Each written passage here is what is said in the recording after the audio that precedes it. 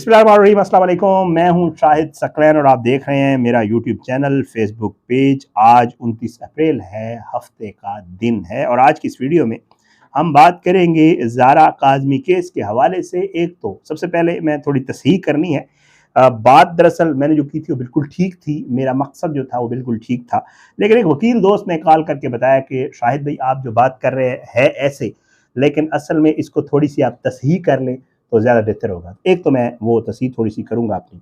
और दूसरा ये है, मैं हमेशा आपको कहता हूँ कि आप फीडबैक दिया करें, जो चीज़ आपको लगे कि यार मैं भी तो इंसान हूँ ज़ाहिर, और मैं कोई ना तो वकील हूँ और ना रिपोर्टिंग करता हूँ कोर्ट्स की उस तरह प्रॉपर जैसे हमारे बीट रिपोर्टर दोस्त होते हैं, तो ज़ाहिर बात है कुछ चीज़ें ऐसी होती हैं जिनको हमसे हो जाती है। और फिर उसको, और दूसरा जो है दूसरा मामला जो है वो ये है कि बच्ची ने बाकायदा तौर पे, ज़ारा काज़मी ने, ये पहली दफ़ा हुआ है कि इन पर्सन, पहले तो एक दावा उसकी तरफ से दायर किया गया था जिसका उसको पता ही नहीं था और उसने दस्तखत किए थे वाइट पेपर्स के ऊपर, और वो जो है उसके वालिदैन के खिलाफ दावा दायर कर दिया गया, तो वो तो एक मामला अलग से था। उसका बच्ची ने बयान में बाकायदा जिक्र कर दिया है। पहली दफ़ा ये हुआ कि बच्ची ने मुल्ज़िम के खिलाफ इन पर्सन अदालत में आके जज साहब के सामने सारा मुद्दा भी बयान किया और साथ साथ 52 सफ़ात पर मुश्तमिल एक जो है डॉक्यूमेंट वो कोर्ट में जो है वो दावे की सूरत में जो है वो जमा करवाया। और आज उस दावे के जवाब में, ज़ाहिर बात है बच्ची ने मुल्ज़िम के खिलाफ दावा किया था, तो आज उसकी पहली समाअत थी। उस समाअत में क्या हुआ, साथ साथ जो है वो जो वालिद हैं अली काज़मी, उनकी तरफ से एक जो है वो मुस्तकिल कस्टडी का जो है वो केस है, उसकी भी आज समाअत थी। उसमें क्या हुआ और 6 मई को क्या होने जा रहा है, बहुत अहमियत का हामिल है 6 मई का जो मामला है उस दिन में क्या है। तो ये 3-4 चीज़ें हैं जो इस केस को लेकर डेवलपमेंट्स हैं, क्योंकि ये जो चीज़ें इनके ऊपर मैंने पहले अपनी वीडियोस में बात नहीं की, तो मैंने कहा इसको अब मैं अपने व्यूअर्स को अपडेट कर दूं। सबसे पहले तो आपको ये बात कर दूं कि मैं अपनी वीडियो में तनसीख निकाह, एजेक्टिटेशन के लिए मैंने लफ्ज़ यूज़ किया था तनसीख निकाह का। वो तनसीख निकाह कुछ और होती है, वो ये होती है कि जी एक खातून का, एक औरत का निकाह हो गया और उसके बाद जो है उसने खुला दायर कर दिया, उसने कहा जी मेरा निकाह फसख किया जाए, तनसीख किया जाए, तो वो कोर्ट से वो एक अलग चीज़ है। लेकिन ये है जेक्टिटेशन, इसका मतलब है तकज़ीब निकाह। तकज़ीब का मतलब ये होता है कि एक झूठा निकाह, एक जाली निकाह है, एक फ्रॉड पे मुश्तमिल निकाह है, एक ऐसा निकाह है जो जबर ज़्यादती जुल्म के साथ किया गया, एक ऐसा निकाह है जिसमें बच्ची की मर्ज़ी शामिल नहीं थी, तो उस निकाह के लिए ये लफ्ज़ यूज़ होता है जिसको तकज़ीब है। तो मैंने जो वर्ड यूज़ करना था वो तकज़ीब निकाह था, तो बहरहाल मैं इसको आइंदा तकज़ीब निकाह ही कहा करूँगा। तो ये एक मामला था जो मैंने अपनी तस्दीक करनी थी और आप तक भी ये चीज़ पहुँचानी थी। मतलब ये जो लफ्ज़, इसके लिए प्रॉपर जो चीज़ यूज़ होती है वो तकज़ीब निकाह है। तो इसमें जो है बच्ची ने एक दावा दायर किया था, ये आपको पता है। इसमें आज पहली समाअत थी। बच्ची ने उस दावे में बाकायदा तौर पे ये बताया था कि मेरी मर्ज़ी इसमें शामिल नहीं थी, ये निकाह बाकायदा तौर पे जुल्म, ज़्यादती, जबर के साथ किया गया था, ये एक जाली फ़ौज निकाह है, निकाहनामा है जो पेश किया गया है, जिसमें मेरी उम्र मेरी मर्ज़ी के ख़िलाफ़ मैंने 13 साल कही। जब मैंने 13 साल कही तो मेरा मज़ाक उड़ाया गया, कहका लगा, और उसके बाद खुर्रम राय खुर्रम, जिसके दफ्तर में ये निकाह की जो है वो हुई थी, उसने कहा कि 18 साल लिख दें। ये वाला जो मामला है इसकी आज पहली समाअत थी, बाकायदा नोटिस हुए थे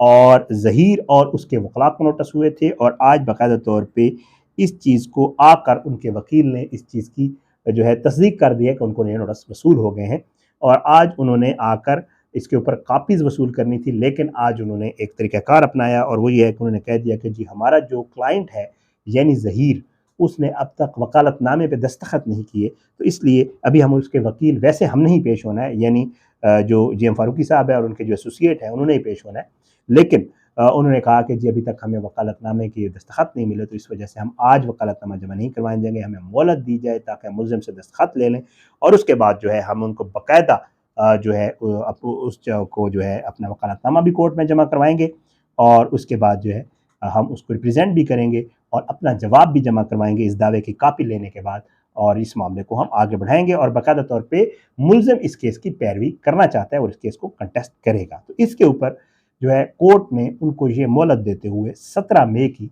डेट दी है, और 17 मई तक ये मामला आगे चला गया। अब 17 मई को वो आएंगे, कापीज़ भी लेंगे, अपना वकालतनामा भी जमा करवाएंगे, और इस केस का फिर आगे की जो तारीख पड़ेगी उसके ऊपर वो इसका जवाब दावा जो भी होगा, आगे की जो मराहिल है वो फिर किसी वीडियो में आपको बताएंगे। तो ये 17 मई तक ये मामला। दूसरा मामला है बच्ची के वालिदैन की तरफ से जो है वो एक मुस्तकिल कस्टडी की फैमिली कोर्ट में दरख्वास्त दी गई थी, और फैमिली कोर्ट में یہ دعویٰ بھی فیملی کورٹ میں ہے جو بچی نے کیا ہے، مستقل کسٹڈی والی درخواست بھی فیملی کورٹ میں ہے، اس میں بھی معاملہ آگے بڑھنا تھا، لیکن اس میں بھی یہی ہوا کہ جج صاحبہ جو ہے انہوں نے باقاعدہ طور پہ ان دونوں معاملات کو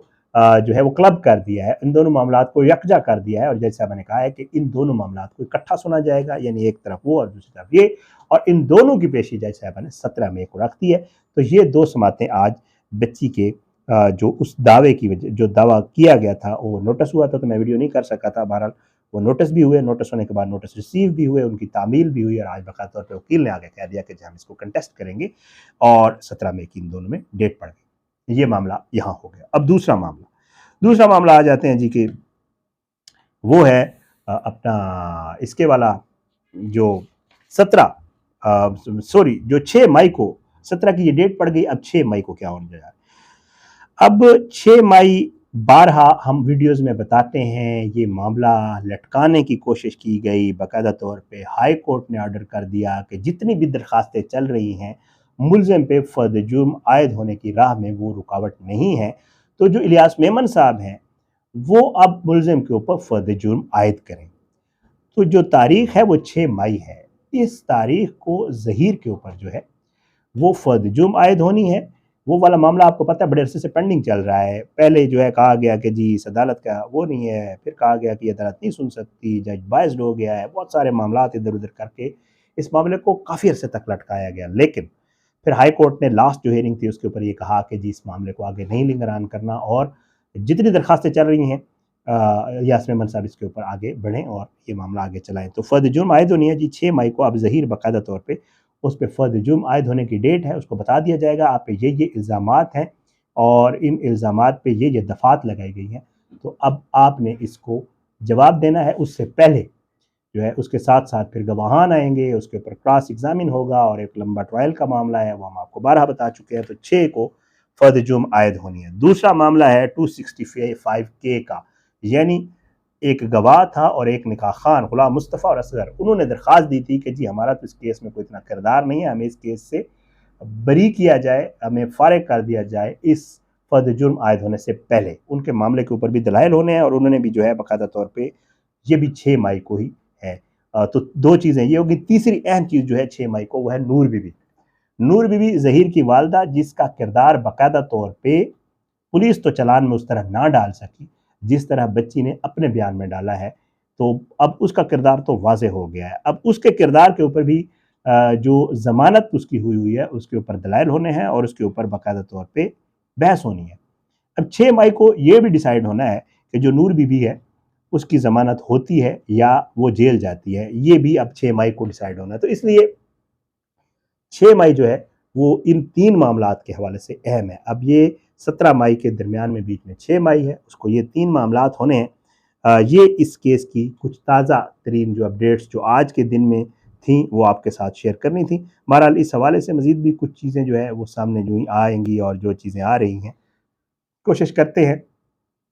بہت ساری ویڈیوز آپ نے بھی دیکھی ہوں گی، بہت ساری ہوتی بھی ہیں، ہر بندے کے اپنے سورسز ہوتے ہیں، اپنے ذرائع کے حوالے سے چیزیں جو ہے وہ کنفرم کر کے آگے چلاتا ہے، ظاہر ہے۔ تو ہم جو ہے انشاءاللہ کوشش ہے کہ چیزیں جتنی بھی ہمارے پاس بھی آتی ہیں، ہماری کوشش ہوتی ہے کہ وہ آپ کے ساتھ اسی طرح شیئر کیا کریں، جو ٹھیک چیزیں ہوتی ہیں، جو نہیں ہوتی ہیں، جو ہمیں لگتا ہے کہ یار ابھی اس پہ نہیں کوئی چیز کنفرم ہو رہی، تو ہماری کوشش ہوتی ہے کہ وہ آپ تک نہ پہنچائیں۔